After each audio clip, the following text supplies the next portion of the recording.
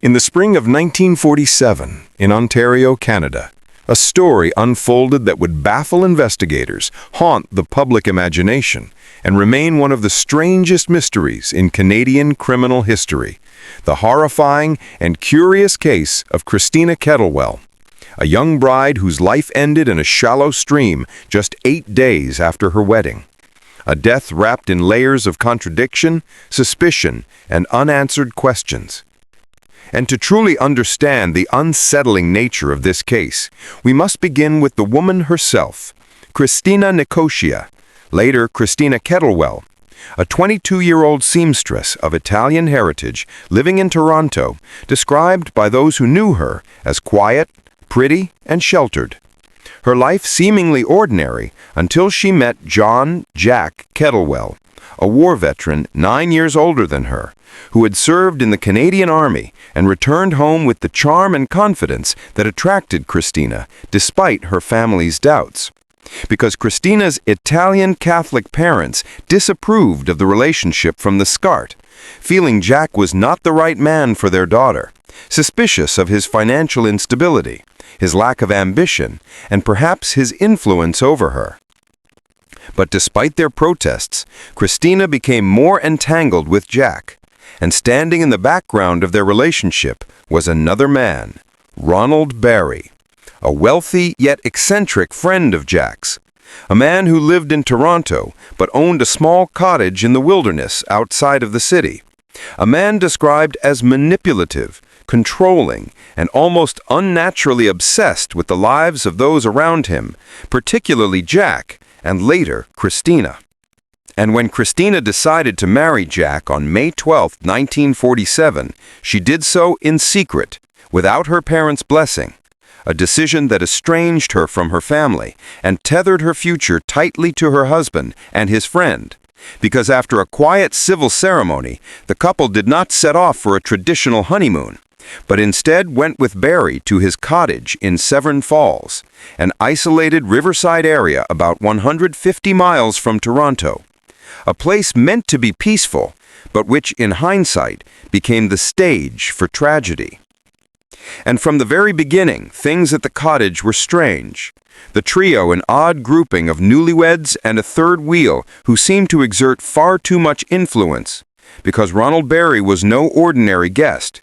He had in fact taken out a large insurance policy on his home, naming Christina as the beneficiary in the event of fire, an arrangement that raised eyebrows even before disaster struck. And within a day of arriving at the cottage, the strange circumstances grew darker, because on May 20th, a fire mysteriously broke out in the house.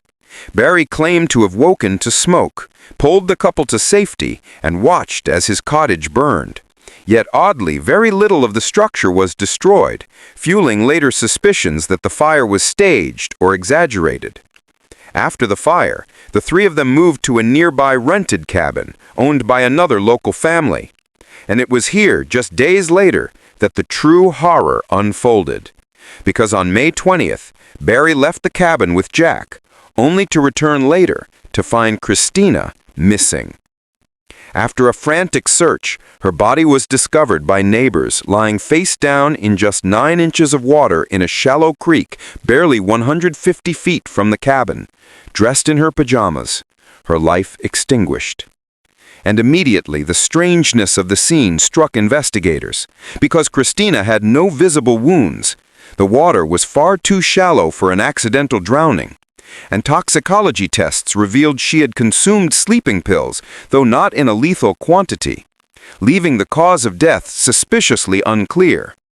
And from this moment, the case took on the aura of a gothic mystery, with 3 possible explanations, each darker than the last: suicide, accident, or murder.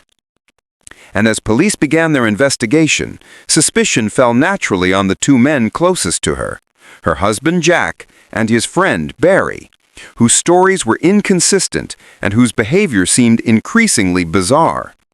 Because Jack appeared emotionally detached, offering flat explanations and avoiding details, while Barry seemed almost theatrical, insisting that Christina had been unstable, prone to fainting spells and suicidal tendencies, a narrative he pressed at every opportunity, painting her as fragile, hysterical, and troubled.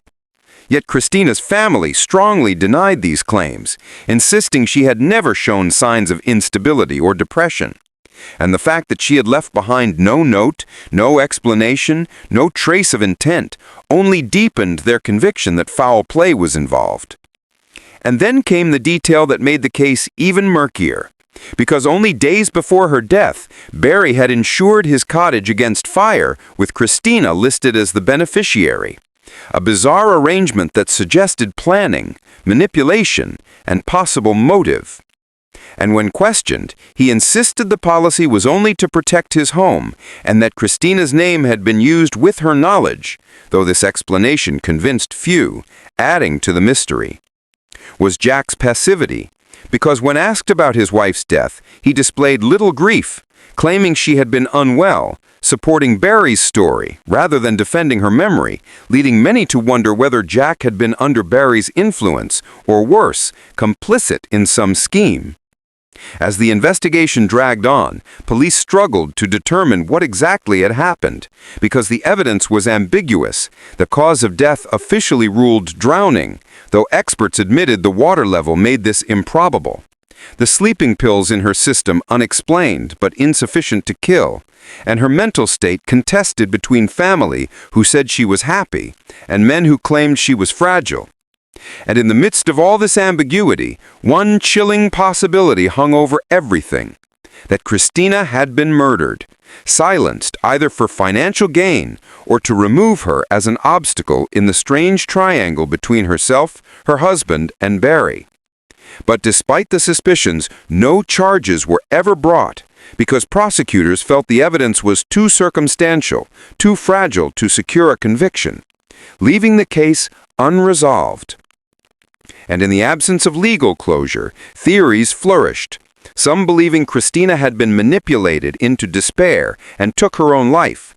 Others convinced Barry engineered both the fire and her death for the insurance money. Still others wondering if Jack played a more direct role.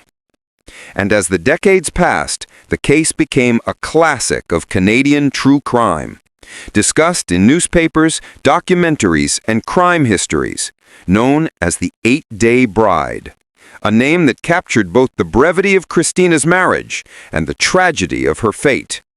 And at its core, the case remains horrifying, not only because a young woman died under suspicious circumstances, but because of the eerie dynamics between the three people at its center.